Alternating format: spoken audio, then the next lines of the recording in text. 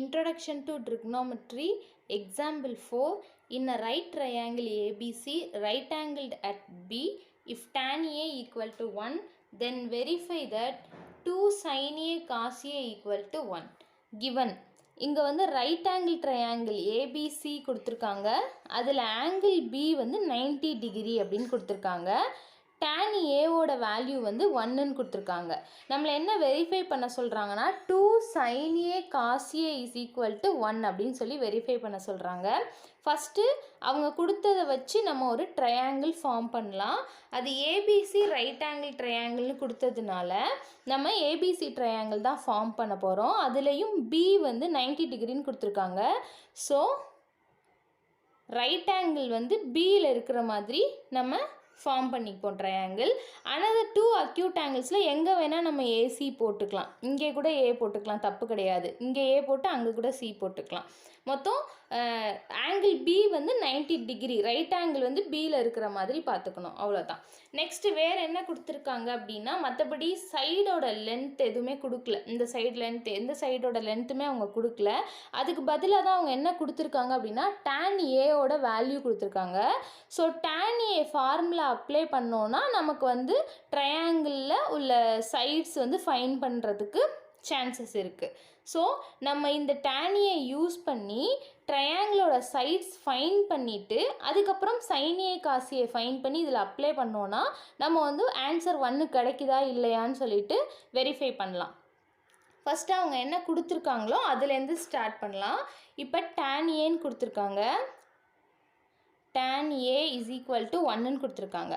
அதே மாதிரி இங்கே பார்த்தீங்கன்னா tan A sin A cos A எல்லாமே ஆங்கிள் வந்து ஏலேருந்து தான் நம்மளை வந்து ஃபைன் பண்ண சொல்லியிருக்காங்க. அவங்க கொடுத்துருக்கதுமே அப்படி தான் இருக்குது. ஸோ அதனால் ஆங்கிள் ஏல தான் தீட்டா இருக்குது. இங்கே எல்லா இடத்துலையுமே ஆங்கிள் ஏ இருக்கனால நம்ம ஆங்கிள் ஏல தீட்டா போட்டுட்டு அதுக்கு ஆப்போசிட் சைட், ஆங்கிளுக்கு ஆப்போசிட்டில் இருக்கிறது ஆப்போசிட் சைட், பக்கத்தில் இருக்கிற அட்ஜசண்ட்டை தவிர்த்து இருக்கக்கூடிய இன்னொரு சைடை வந்து அட்ஜசன்ட் சைடு அப்படின்னு சொல்லுவோம். ஓகே, இங்கே எல்லாமே ஏ தான். ஸோ அதனால் இது போதும். இந்த ட்ரையாங்கிள் ஃபார்ம் பண்ணிட்டோம். இப்போ tan A ஈக்குவல் டு 1ன்னு கொடுத்துருக்காங்க. tan ஏக்கு ஃபார்முலா நம்ம எழுதணும். tan தீட்டாவுக்கு ஃபார்முலா நான் எப்படி ஞாபகம் வச்சுக்க சொல்லியிருக்கேன், டோ அப்படின்னு ஞாபகம் வச்சுக்க சொல்லியிருக்கேன். டோ அப்படின்னா எப்படின்னா tan theta is equal to opposite side divided by adjacent side. அப்போ opposite side divided by adjacent side. இங்கே எது opposite side, BC. BC divided by adjacent side வந்து AB is equal to 1. சரியா? அப்போ இங்கே பாருங்களேன், இது வந்து இப்போ RHSக்கு மூவ் ஆகும்போது மல்டிப்ளிகேஷனில் போகும், அப்போ ஏபின்னு வரும். ஓகே, இப்போ BC equal to AB. BC divided by AB வந்து 1ன்னு கிடச்சிருக்கு. ஸோ நம்ம எப்படி இப்போ பிசியோட லென்த்து, பிசியோட வேல்யூவும் ஏபியோட வேல்யூவும் எப்படி ஃபைன் பண்ணுறது? அப்போ இங்கே 1ன்னு தானே இருக்குது, எப்படி ஃபைன் பண்ணுறது? இது ஈக்குவல்னு தெரிஞ்சிருக்கு, பட் என்ன வேல்யூ நம்ம சைடோட லென்த்து கண்டுபிடிக்கிறதுக்காக தானே நம்ம இந்த ஃபார்முலாவில் கொண்டு போய் அப்ளை பண்ணோம். ஸோ 1ன்னு கிடச்சிருக்கு. அதுக்காக நம்ம BC equal to 1 AB equal to 1ன்னு டேரெக்டாக சொல்லிட முடியாது. ஏன்னா நமக்கு தனித்தனியாக கிடைக்கல. பிசியோட வேல்யூ 1, ஏபியோட வேல்யூன்னு தனித்தனியாக கிடைக்கல. இருந்தாலும் அப்படியே வச்சு கூட சம் போடலாம். இருந்தாலும் எக்ஸாக்டாக கரெக்டாக போடணுன்னா அப்படின்னா இது வந்து பாருங்களேன் ரேஷியோவில் தான் இருக்குது. பிசி டிவைடட் பை ஏபிக்கு தான் வேல்யூ வந்து 1. ஸோ இது வந்து ரேஷியோ தான் 1. ஸோ இதுக்கு காமன் ஃபேக்டர் கூட இருந்திருக்கலாம். ஸோ காமன் ஃபேக்டரை கேன்சல் பண்ணி கூட நமக்கு இந்த 1ன்னு கிடச்சிருக்கலாம். ஸோ காமன் ஃபேக்டர் இருந்திருக்கும் போது இது எப்படி இருந்திருக்கும்? ஸோ காமன் ஃபேக்டர் நம்மளே வந்து என்ன பண்ணிப்போம், இந்த இடத்துல மல்டிபிள் பண்ணிப்போம்.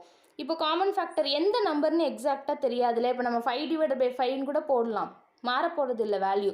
பட் நம்ம கரெக்டாக போடணும் இல்லையா? அப்போ எந்த நம்பர்னு நமக்கு தெரியாது. ஸோ அதுக்கு பதிலாக நம்ம வந்து கே அப்படின்னு ஆட் பண்ணுவோம்.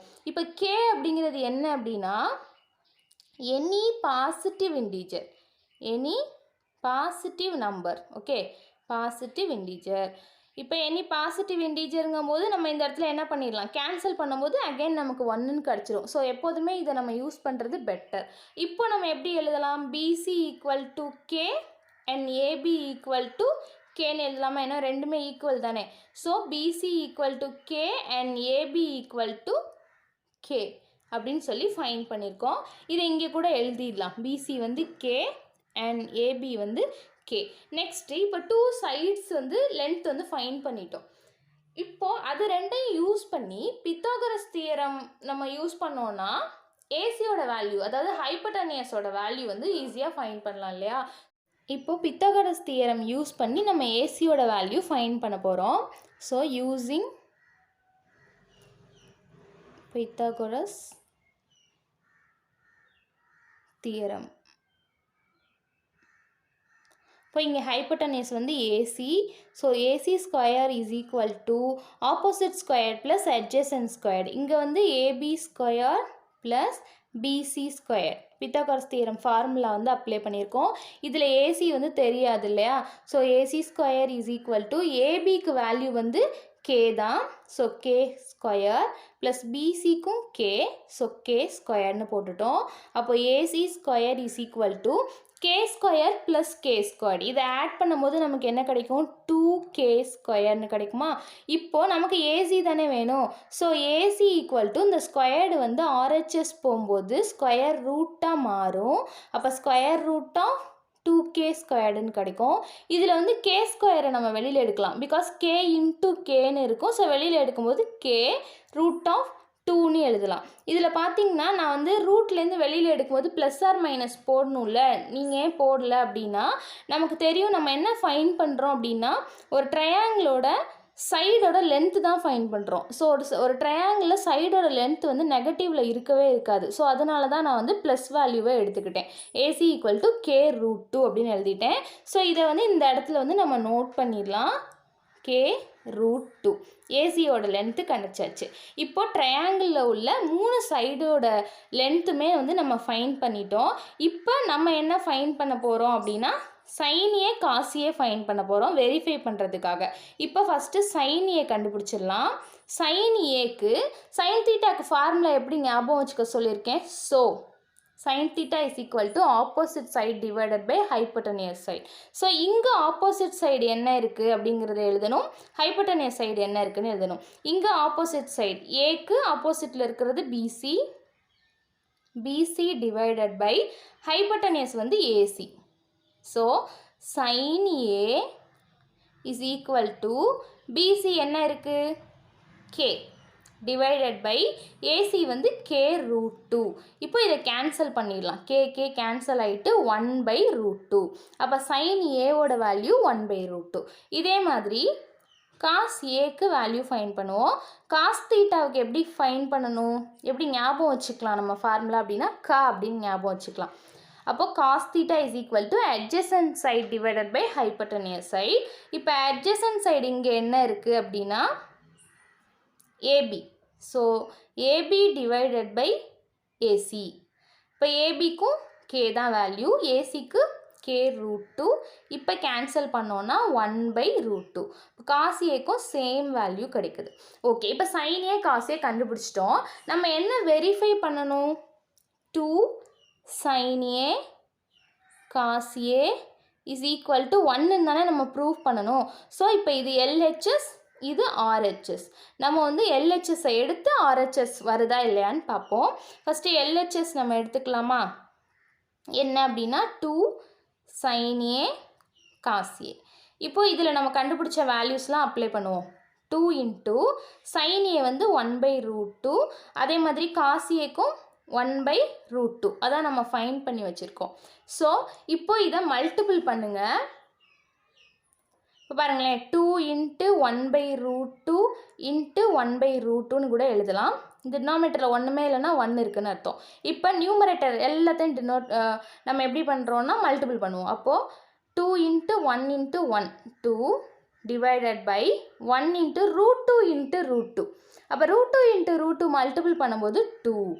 ஓகே, இப்போ எப்படி நம்ம வந்து √3 இன்ட்டு √3 அப்படின்னா 3ன்னு எடுத்துக்கலாம். √2 இன்ட்டு √2 அப்படின்னா 2ன்னு எடுத்துக்கலாம்.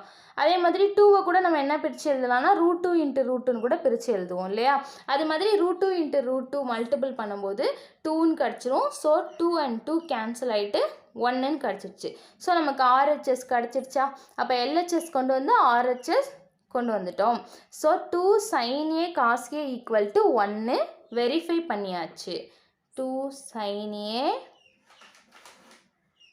cos A is equal to 1 verify.